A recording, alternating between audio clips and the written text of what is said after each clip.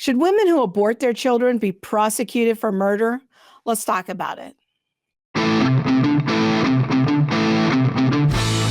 In case you didn't know, there's a growing social media genre online of sharing your abortion experience.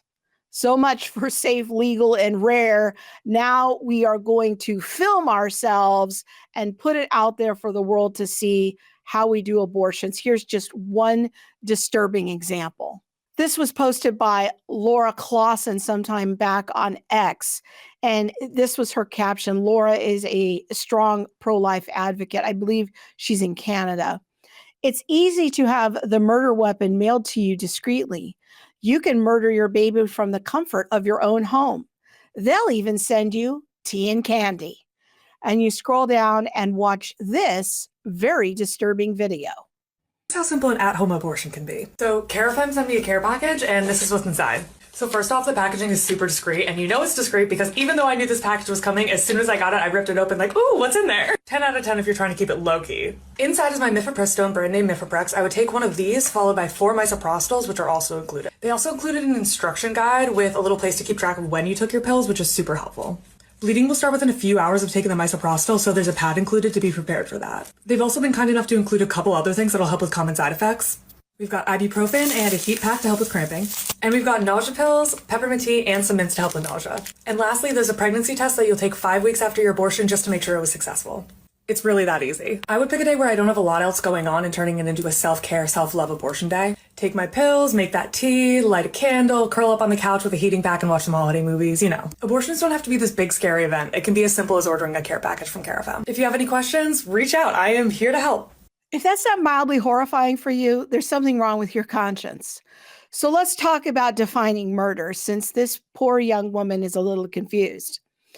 The biblical, traditional, judicial definition of murder is the killing of an innocent human life with intent, malice, and forethought. Here's the thing. It seems like intent and forethought when a mother orders the abortion pill through the mail.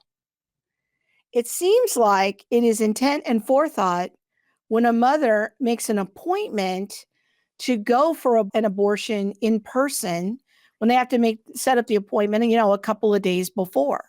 These are the kinds of videos that I think is part of the reason why the abolition movement is on the rise. And the abolition movement is kind of a sub-movement within the pro-life movement, although they would say they're a separate thing. They don't like being called pro-life. But these Christians are calling for criminal prosecution of anyone and everyone involved in the abortion of a child, because it is murder. It is the premeditated killing of an innocent human person with intent, malice, and forethought.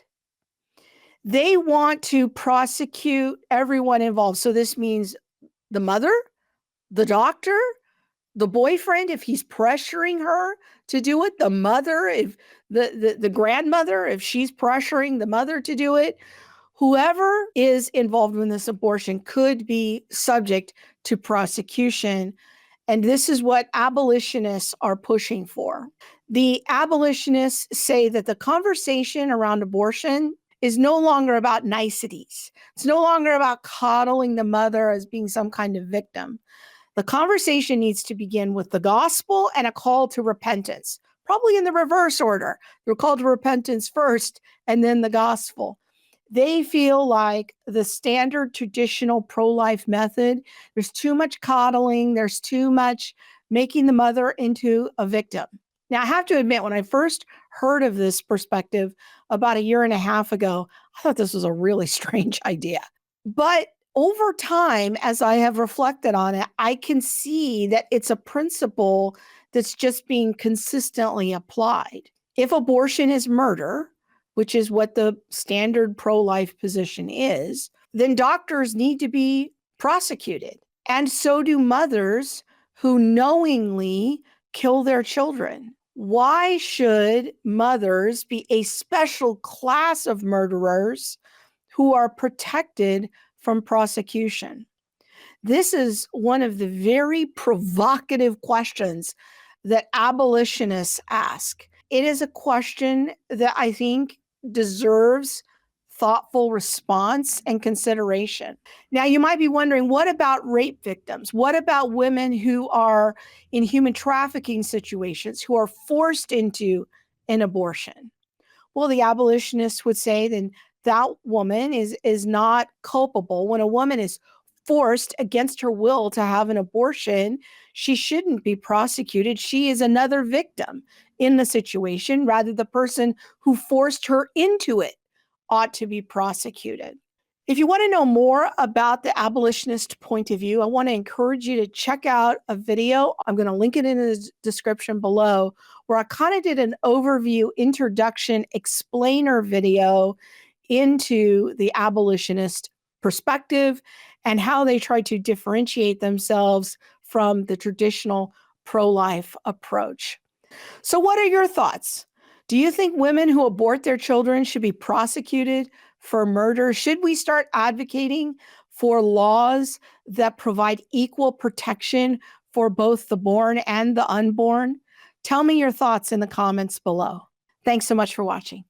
Hey, if you enjoyed this content, come check out the Center for Biblical Unity. Download our free ebook, Is Christianity a White Man's Religion? Click on the link in the description below.